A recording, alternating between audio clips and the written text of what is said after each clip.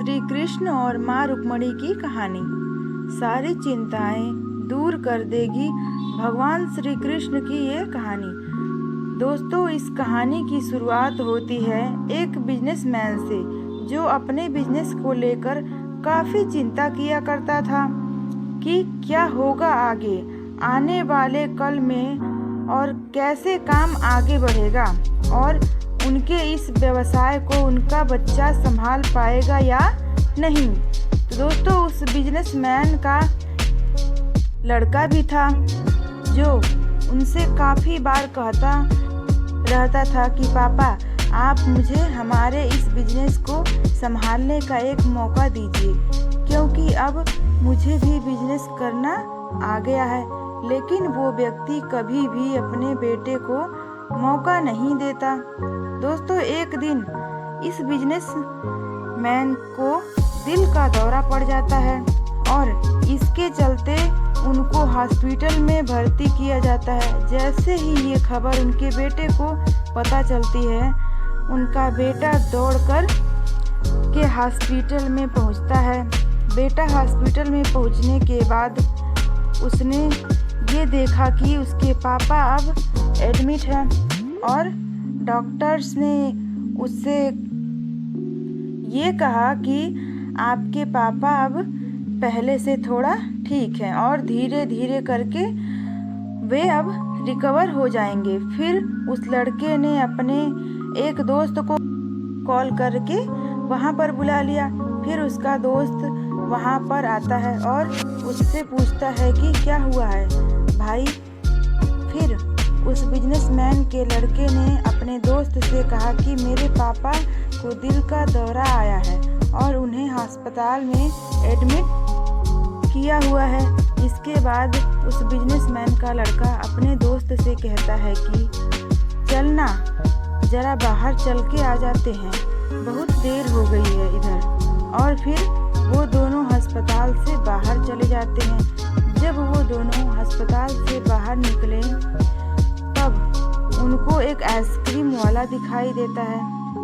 फिर उस बिजनेसमैन के लड़के ने अपने दोस्त से कहा है कि भाई आ जाओ, आइसक्रीम खाते हैं। ये बात सुनकर उसका दोस्त थोड़ा चौंकता है और मन ही मन कहता है कि अरे ये क्या पागलपन है, पापा अंदर भर्ती हैं और ये यहाँ पर आइसक्रीम खाने की सोच रहा है। फिर उन दोनों ने आइसक्रीम खरीद ली और वे दोनों आइसक्रीम खाने लगे। लेकिन उसका जो दोस्त था ना, उससे ये रहा नहीं गया और उसने अपने दोस्त से पूछ लिया कि भाई, मुझे समझ नहीं आ रहा है कि तुम्हारे बिजनेस का आगे क्या होगा और तुम्हारे पापा की तबीयत भी ठीक नहीं है और तू यहाँ आइसक्रीम खा रहा है, मुझे कुछ समझ में नहीं आ रहा है। फिर ये जो बिजनेसमैन का लड़का था ना, और उसने जो बात कही उसे आप ध्यान से पढ़िए या सुनिए। उसने अपने मित्र से कहा कि मुझे ये मालूम है कि तू ये सोच रहा होगा कि मेरे पापा एडमिट हैं, यहाँ पर आइसक्रीम चल रही है, मज़े चल रहे हैं, पर ऐसा कुछ नहीं है। मैं भगवान श्री कृष्ण का बहुत बड़ा भक्त हूँ और उनकी दो बातें हमेशा अपनी ज़िंदगी में याद रखता हूँ। पहली बात, जो हम सबको पता है कि काम करना है और फल की चिंता नहीं करनी है, इसलिए जो होगा देखा जाएगा। मैं सिर्फ अपने काम पर ही फोकस करूँगा और फिर बिजनेस भी अच्छा चलेगा। दूसरी बात, वो लड़का अपने दोस्त से कहता है कि मैं तुम्हें भगवान श्री कृष्ण की कहानी सुनाता हूँ, जो तुम्हें दूसरी बात क्या है वो अच्छी तरह समझाएंगी।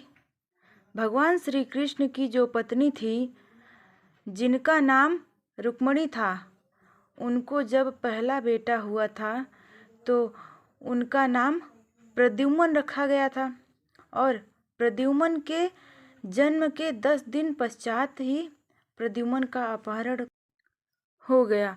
प्रद्युम्न के अपहरण के कारण रुक्मणी नाराज और उदास रहने लगी कि क्या हो गया है। भगवान श्री कृष्ण रुक्मिणी जी से कहते थे कि चिंता मत करो, क्योंकि प्रद्युम्न जहाँ पर भी होगा वहीं पर ठीक होगा। लेकिन इतना समझाने के बावजूद भी रुक्मिणी अपने बच्चे की चिंता में उदास और निराश रहती थी। और इस तरह चिंता करते करते रुक्मिणी जी के 18 साल बीत गए। 18 साल के बाद द्वारका में जब प्रद्युम्न की वापसी हुई और जब प्रद्युम्न द्वारका में वापस आए तो उनके साथ में उनकी पत्नी मायावती भी थी। अब समस्या ये थी कि मायावती की उम्र प्रद्युम्न से 20 साल ज़्यादा थी। वहाँ रुक्मिणी पहले तो खुश हुई कि बच्चा वापस आ गया और फिर से दुखी हो गई क्योंकि इतनी बड़ी लड़की से शादी की। इसलिए रुक्मिणी फिर से भगवान श्री कृष्ण से जाकर कहने लगी कि ये क्या हो गया। फिर भगवान श्री कृष्ण जी ने माँ रुक्मिणी जी से कहा कि जो हो गया है उसको स्वीकार कर लो और आगे बढ़ो और चिंता मत करो। लेकिन माँ रुक्मिणी ये कह रही थी कि बड़ी लड़की से शादी क्यों कर ली और ये ही लड़की मिली थी क्या, और इस बात को स्वीकार नहीं कर पा रही थी। इसके कारण 7 साल तक माँ रुक्मिणी जी दुखी और निराश रहीं और 7 साल के बाद रुक्मिणी जी ने ये स्वीकार कर लिया कि प्रद्युम्न ने जो यह शादी करी थी वो ठीक है और इसके लिए ज़्यादा चिंता करने की ज़रूरत नहीं है, और उस शादी को उन्होंने स्वीकार कर लिया। दोस्तों, एक तरीके से माँ रुक्मिणी जी ने अपने ज़िंदगी के 26 साल उदासी में बिता दिए। इस कहानी को ख़त्म करते हुए वो लड़का अपने दोस्त से बोला कि मैंने अब स्वीकार करना सीख लिया हुआ है, क्योंकि भगवान श्री कृष्ण जी कहते हैं कि जो हो रहा है उसे स्वीकार कर लो, ज़िंदगी अपने आप सहज हो जाएगी। दोस्तों, ये छोटी सी कहानी जो हमें 2 बड़ी बातें सिखाती है और यही बातें मैं आपके साथ शेयर करना चाहती थी कि हमारी ज़िंदगी में जो कुछ भी घटता है उसे स्वीकार करना सीख लीजिए और फिर ज़िंदगी अपने आप सहज हो जाएगी। हमारे नियंत्रण में जितने भी चीज़ें होंगी उन चीज़ों पर तो हमें ज़रूर नियंत्रण करना चाहिए, लेकिन जो चीज़ें हमारे नियंत्रण से बाहर हैं उन चीज़ों को हमें स्वीकार कर लेना चाहिए। अगर हमने स्वीकार नहीं किया तो हमें भी माँ रुक्मिणी की तरह बहुत सालों तक उदास रह जाएंगे।